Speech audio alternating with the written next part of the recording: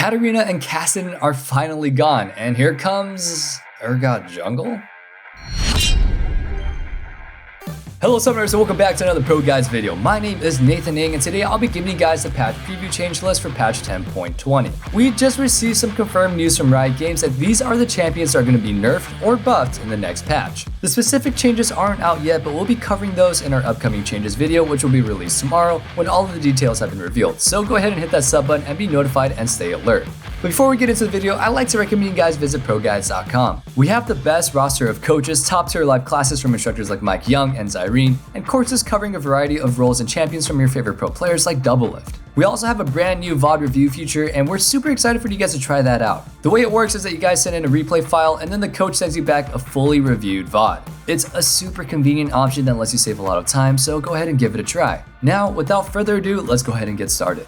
To start things off, let's go ahead and cover the list of champion nerfs first. We got Karthus, Maokai, Kled, Nunu, Kassadin, Katarina, and Lulu. And they're all going to be knocked down a notch, hopefully. I'll start off by mentioning that while Kled is a very solid pick in general, I don't really think that he's particularly overbearing, and they could have given this nerf slot to a super dominant champion like Zed, and that can be picked pretty much all the time. Other than that, I think this is a pretty good list of champions getting hit, and most of them are very overdue for some nerfs. Surprising nobody, the light tap on the wrist nerfs that Karthus has received has done pretty much nothing to bring him down from his incredibly high win rate. While he isn't as popular as he once was, he's winning just as much, especially in the jungle where you can farm and then win the game via PvE and then just pressing the R button.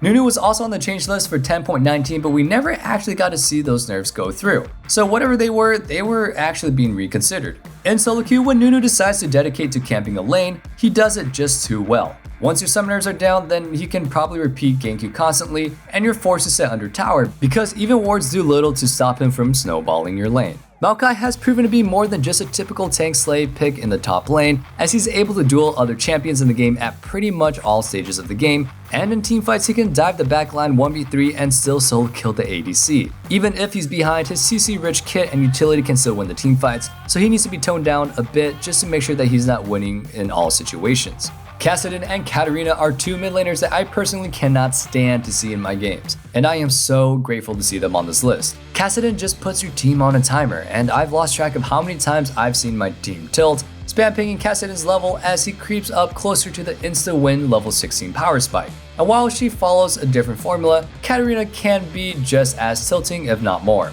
Even in a losing lane, most Katarina players just sacrifice a wave and run bot lane for a double kill, and it seems like no amount of wards can really stop her. I don't know if it's just unaware teammates or them just disrespecting her damage, but inevitably, Katarina always just gets the double kill, gets fed, and ends up reaching her gunblade power spike. And you know, once she does, the game is just over.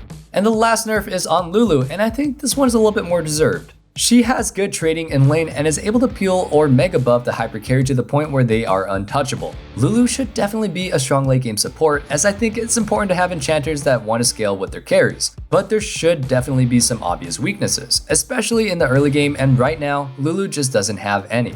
Next up, let's cover the list of champions getting some love. The champions receiving buffs on 10.20 will be Aatrox, Illaoi, Ryze, Varus, Braum, Sion Jungle, and Urgot Jungle. Once again, I'll start with the picks I disagree with, or at least feel a little bit hesitant about accepting until I see what the exact changes are. Illaoi is a champion that, well, in a good matchup, is completely unstoppable. If you don't try to gank her early enough in the game, she gets the lead and then snowballs really hard. This is especially in very one-dimensional lanes against a tank like Maokai or Ornn that can do very little in the realm of counterplay against her. We just mentioned that Maokai was really strong, but if you're having trouble with him, go ahead and pick Illaoi. If you've ever ganked an Illaoi anytime after level 6, you probably know how risky it can be, and most of the time, good Illaoi players wind up getting 2 kills and then 2 buffs. So I'm a little bit terrified to see what these changes are, but let's go ahead and see those buffs and hope that they're not going to be anything crazy. In the same basket, Ryze is a champion that is somewhat similar to Kassadin, but with a lot more to offer. Yeah, he needs to reach 2 or 3 items to really take off and start carrying team fights, but what Ryze has that most other hyper carries don't is a point and click CC available as early as level 2. When your jungler is something like Lee Sin or Jarvan, this can often mean a very snowbally lane, and in higher ELO, good Ryze players can completely take over a game with an early lead. Again, same with Illaoi, I hope that this buff just isn't anything crazy. Maybe just buff his movement speed by 5. Moving on from the disagreeable, a buff that is a little bit more interesting is Urgot Jungle. Urgot has been a really strong pick in the top lane for a while and has quite a few good matchups. So as long as this buff doesn't really help top lane Urgot, it would be really nice to see him opened up as a flex pick. Flex picks are really healthy for League's ecosystem, and as long as his champion isn't S+ tier in every single role that they play, Karthus, all of the buff mentioned also applies to Sion. Aatrox is one of the best in the top lane, and for good reason. Riot hit him pretty hard with nerfs after nerfs a few times, and as a result, he has a negative win rate at pretty much everywhere other than the top of the ladder, and even there, he's just a situational pick. Hopefully this buff will be on the latter side because we want Aatrox to be a solid fighter, not a god of war again. While not even being played in the same role, you can pretty much say the same about Varus. He was blind pickable in any lane, and thanks to his lethality build, he was able to snowball his winning lane into a disgusting mid-game powerhouse. His Q poke kept the enemy low and unable to fight, and in any event where they wandered a little bit too close, his ultimate could be used to catch or disengage. The resulting nerfs put Varus at the bottom of the barrel, with him being one of the lowest win rate champions in the game. Like his darkened brother, let's go ahead and hope that Varus ends up strong, but not the best in his role. And lastly, the warm-hearted Braum is going to be nudged back into the meta. To me, Braum is actually a relatively healthy champion, and not just because he scales with health. His shield is good for nullifying certain threats, but it isn't omnipotent. His passive is strong with auto attack allies, but he also has to land a Q or auto to apply it in the first place. Braum only becomes an issue when all of his numbers are overtuned, so as long as that buff doesn't do that, I happily welcome him back into the meta.